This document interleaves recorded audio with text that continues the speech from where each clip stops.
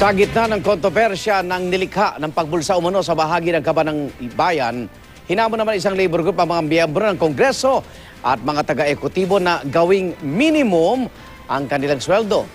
Kumagat naman kaya sila rito. Saksi si Tina Panganiban Perez. Hindi pa man tapos ang debate sa kung tinanggal na nga ang pork barrel gaya ng iginigiit na maraming Pilipino sa gobyerno, may bagong hamon naman sa taga-lehislatura at ehekutibo ang partido ng manggagawa. Ibaba sa minimum wage ang kanilang sahod. Para naman maramdaman nila kung gaano kahirap ang buhay ng mga minimum wage earners. Ibig sabihin, 456 pesos kada araw lang ang sasahurin ng taga Metro Manila. 10 beses na mas maliit sa sahod ng mga mambabatas na ang pinakamababa ay aabot ng halos 5,000 kada araw o mahigit 70,000 kada buwan. Ayon sa partido ng manggagawa, kung minimum wage na raw ang sahod ng mambabatas at tatanggalan pa ng pork barrel, baka sakaling ang matitira na lang sa Kongreso ay yung sinsero talagang magserbisyo. Total, pagpasa naman daw talaga ng batas ang tungkulin ng mga senador at kongresista. Hindi pwede naman silang mag-apply sa DSWD o mag-apply sa Red Cross kung talagang public service ang hanap nila o kaya sa mga civic organizations na ganito ang layunin. Sagot ng mga nakausap namin mambabatas, we don't need that kind of drama anymore. No? Ang importante ang isang mambabatas ay accessible sa taong bayan. Hindi realistic yung tawag na yan. In fact, for most government employees nga, mas gusto ko nga na itaas yung kanilang sweldo. Para at least kung mataas yung kanilang sweldo, mas malayo sila sa temptation ng corruption. Marami naman sa amin nakaranas ng hirap eh. kaya po.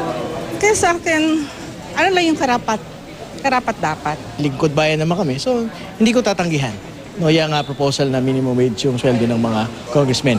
Ayaw rin patulan ng palasyo ang hamon, lalo't apektado rin ito ang mga GOCC na kailangan daw tapatan ng sahod ng mga nasa private sector para magtrabaho sa gobyerno. Dagdag pa ng ehekutibo.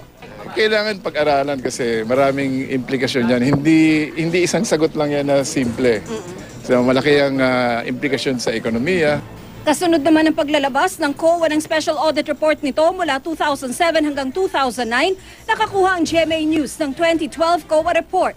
35 million pesos ang kabuuang halaga ng PIDAF na inilaan daw ni Senador Jinggoy Estrada, Bong Revilla, Loren Legarda at Bongbong Marcos para sa agricultural kits ng mga magsasaka sa Pilar, Bataan.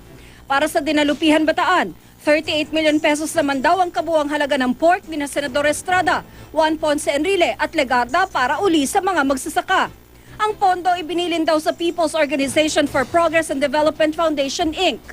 Tao po! Tao po!